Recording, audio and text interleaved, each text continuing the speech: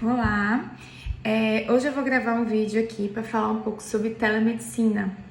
Falar um pouco aí como é a proposta da telemedicina, como é que são os atendimentos da telemedicina, o porquê que ela surgiu agora para o enfrentamento da pandemia.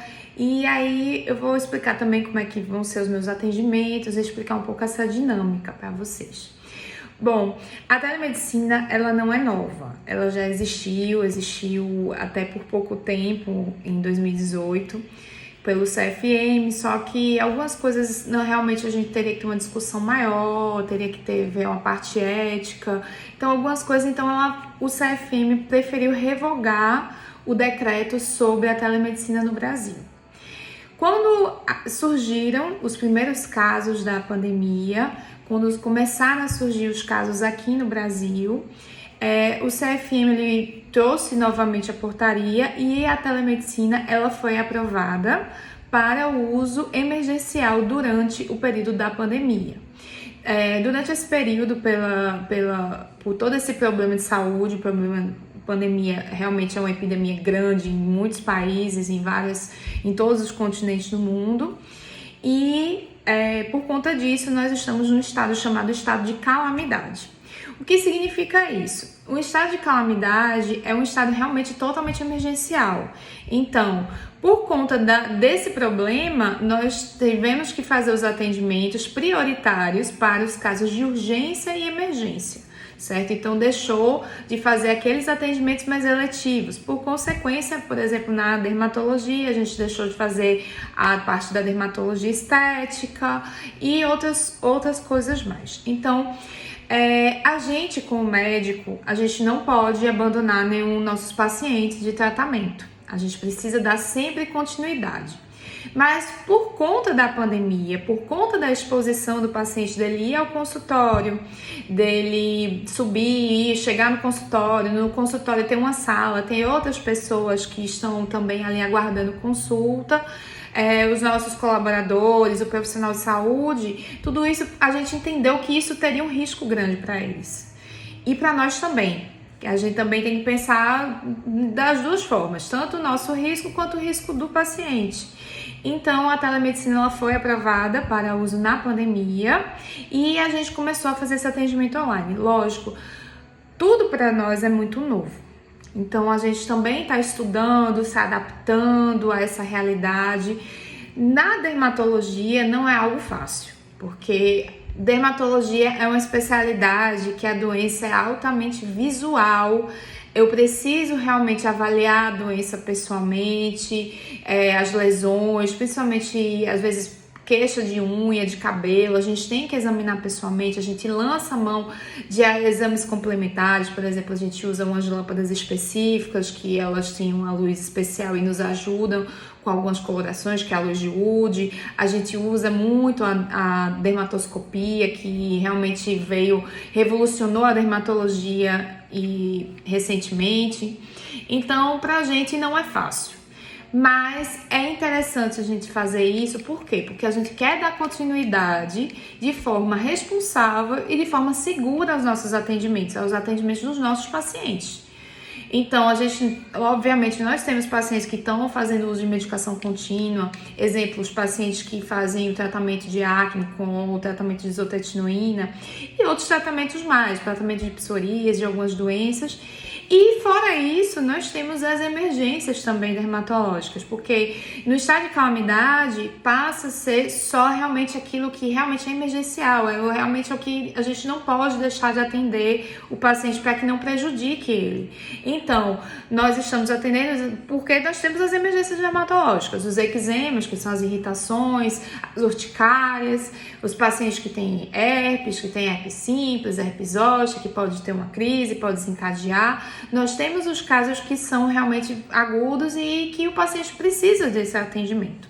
Então, como é que são feitos os atendimentos por telemedicina? O paciente normalmente ele vai agendar, o atendimento é pré-agendado, no meu caso, tá? Porque eu concilio a minha agenda com os dias que eu estou realizando a minha quarentena. Não sei se vocês sabem, mas eu também estou colaborando com o Front, eu já tenho alguns empregos que são no SUS e que eu fui convocada para colaborar no front e tudo, e eu tenho os dias que eu saio de casa e eu trabalho. E normalmente o paciente agenda, faz esse agendamento, eu atendo de segunda a sexta, exceto a quarta-feira. E ele faz esse agendamento, tem um telefone que eu deixo geralmente quando alguém me pergunta. E o paciente, ele é atendido através de uma plataforma. A gente tem a mesma plataforma que nós usamos para os atendimentos presenciais, que nós temos acesso aos dados do paciente, nós anotamos todos os dados de nome, endereço, contato, tudo, além dos dados clínicos que são muito importantes para a gente. História clínica, o exame físico, o diagnóstico, o tratamento, tudo isso. Então, do mesmo jeito a gente faz em casa, a gente está fazendo no serviço, no atendimento remoto, né, a telemedicina. Então, o paciente ele faz, a gente manda, tem um link de agendamento, a gente envia o link também do teleatendimento naquele horário marcado, ele vai ter acesso a um vídeo, vai ser através dessa plataforma, e a gente vai falar por vídeo. Ele vai me ver e eu vou vê-lo também. Em alguns casos, principalmente se a gente não conseguir fechar diagnóstico, realmente a gente tem muitas patologias de dermatologia que a gente não vai conseguir dar diagnóstico à distância. Por exemplo, uma queixa de cabelo, eu diria que é praticamente impossível, porque eu tenho que avaliar o paciente pessoalmente, eu uso um instrumento para fazer uma amplificação, para ver melhor, lupa, o dermatoscópio. Então, às vezes é difícil fechar totalmente diagnóstico só em casa. Então, se for necessário e urgente, eu entender, não, precisa fazer, porque realmente é algo que o paciente ele não pode aguardar terminar esse estado, passar o estado de calamidade, e aí a gente pode converter essa consulta em consulta presencial, se caso seja necessário.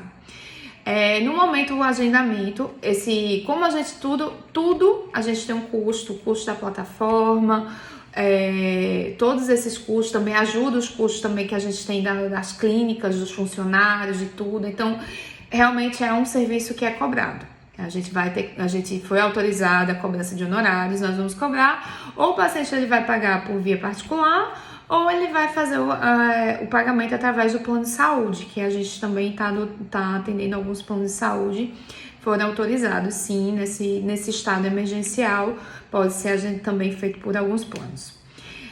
Outra coisa importantíssima, com relação à telemedicina, a gente faz essa plataforma, então a plataforma ela garante que a gente vai guardar muito bem esses dados, a gente garante a privacidade do paciente, a gente atende numa sala, eu atendo numa sala, num quarto da casa, que não tem outras pessoas, com fone de ouvido, para ninguém estar ouvindo a conversa, nem aquela consulta, porque a gente tem que garantir o sigilo do paciente. Do mesmo jeito que eu garanto presencialmente, eu também garanto de forma online. Então, em nenhuma hipótese, a gente faz atendimento por WhatsApp, por Instagram, por Facebook. Isso não é permitido pelo Conselho Federal de Medicina, porque essas mídias sociais, elas, pelo seu termo de consentimento, as condições não garantem para nós todos esses pontos que a gente precisa, de privacidade, de sigilo, de ter acesso aos dados. O paciente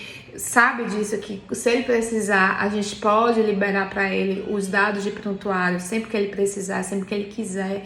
E nós guardamos também esses dados por vários anos, porque se mais na frente ele precisar, nós também podemos liberar para esses pacientes também. Então, tudo isso é muito importante. Então, não é feito nenhum momento WhatsApp, nunca foi feito, vai continuar não sendo, porque consulta é algo que a gente precisa, é algo que é um momento muito importante pra gente, não pode ser de forma aleatória, é uma forma que a gente tem que fazer com muito carinho, com muita responsabilidade, principalmente, porque como médico, nós temos todo o zelo pela vida de cada um, pelo diagnóstico, pelo tudo que a gente faz, então nós temos que fazer da forma mais correta possível. Então é isso, é mais ou menos isso um pouco, aí essa dinâmica do teleatendimento. A gente está em adaptação, é algo novo, é algo que a gente não está tão acostumado, mas a gente, com boa vontade de todo mundo, de todos os lados, tanto da gente quanto do paciente, a gente consegue resolver. Se for necessário, a gente pode marcar para ir para o consultório presencial. Se for necessário, a gente não consegue fechar, não consegue diagnóstico, uma coisa muito urgente, a gente pode ir ao consultório sim para fazer a avaliação presencial. Mas, por enquanto, é dessa maneira, é uma forma que a gente tem de dar essa continuidade dos pacientes, para que a gente não consiga desamparar ninguém nesse momento. A gente quer que todo mundo fique bem assistido e da forma que a gente entende que é a forma mais responsável possível. A forma que eu não faço exposição do meu paciente, o paciente também não diminui o contato comigo, eu trabalho em ambientes que estão pacientes com vírus, então para que reduza mais essa chance de contato, a gente toma todas as precauções para que isso não aconteça. Então é isso, se vocês tiverem dúvidas, podem falar comigo, que eu tenho todo o prazer em responder mais uma vez. É isso, tchau, tchau.